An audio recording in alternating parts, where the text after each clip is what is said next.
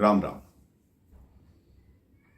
कहते हैं भगवान ने अगर आपको देना है तो किसी न किसी तरीके से वो आपके पास पहुंच जाता है। एक मेजर साहब अपनी फौज की टुकड़ी के साथ बर्फ पर चलकर अपनी चौकी की तरफ जा रहे थे। रात्रि का समय हो गया। चलते चलते वो एक जगह रुके। इतनी ठंड थी।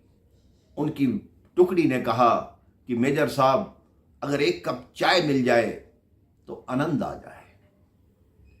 मेजर साहब ने कहा थोड़ा और आगे चलते हैं, यहां एक गांव आता है छोटा सा, उसमें देखते हैं शायद चाय का प्रबंध हो जाए।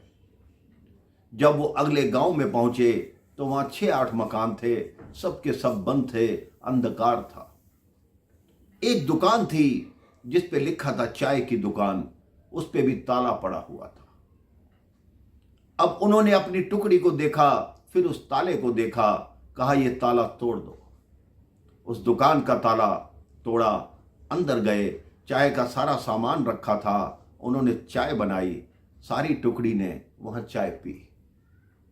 अब जब चलने लगे तो मेजर साहब फिर वापस आए। उन्होंने 1000 रुपया जेब से निकाला और जो चीनी का डिब्बा था उसके नीचे वो 1000 रुपया रख दिया कि हमने किसी के यहाँ चाय पी है तो ये उसके बदले 1000 रुपया रख देता हूं।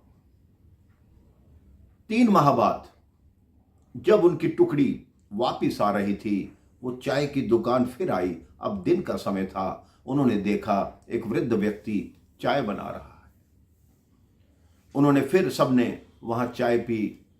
वो वृद्ध व्यक्ति हर बात में बोलता कि भगवान सबके लिए रास्ता निकालता है, भगवान सबको देता है। तो एक जवान बोला, आप इतना भगवान का नाम लिए जा रहे हैं, अगर भगवान ने आपको देना ही होता तो आप इतनी ठंड में यहाँ चाय की दुकान चला रहे हैं और आपकी चाय बिकती भी नहीं होगी, आपका गुजारा कैसे होता होगा। उस वृद्ध व्यक्ति ने कहा, मैं आपको एक बात बताना चाहता हूं। आज से 3 माह पहले मेरे पुत्र को आतंकवादी उठाकर ले गए थे। उन्होंने सोचा शायद इसके पास देशद्रोह के लिए कोई सूचना होगी, लेकिन जब उनको सूचना नहीं मिली तो मेरे पुत्र को बहुत मारा और मारकर फेंक गए। मेरे पुत्र को इतनी चोटें आई थी, मैं गांव में हर घर में गया, लेकिन आतंकवादियों के डर से मेरी किसी ने मदद नहीं की। मैं दुकान पर आया तो देखा यहां का भी ताला टूटा हुआ था। मेरा माथा ठनका। मैं जैसे ही अंदर गया तो मैंने देखा चीनी के डिब्बे के नीचे 1000 रुपया रखा हुआ था। तो मेरे को उसी समय विश्वास हो गया कि मेरे भगवान ने मेरे लिए 1000 रुपया भेजा है। उस 1000 रुपये से मैंने अपने पुत्र का इलाज कराया। मेरा पुत्र बिल्कुल ठीक हो गया।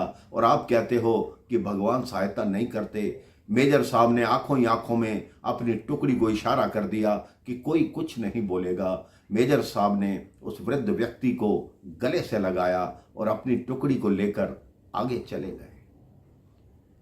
तो आप सोच लीजिए, जो आपको प्राप्त होना है भगवान किसी न किसी रूप में आपके पास अवश्य भेजते हैं। आप अपने मन में पक्का विश्वास रखिए कि भगवान आपकी सहायता जरूर करेंगे।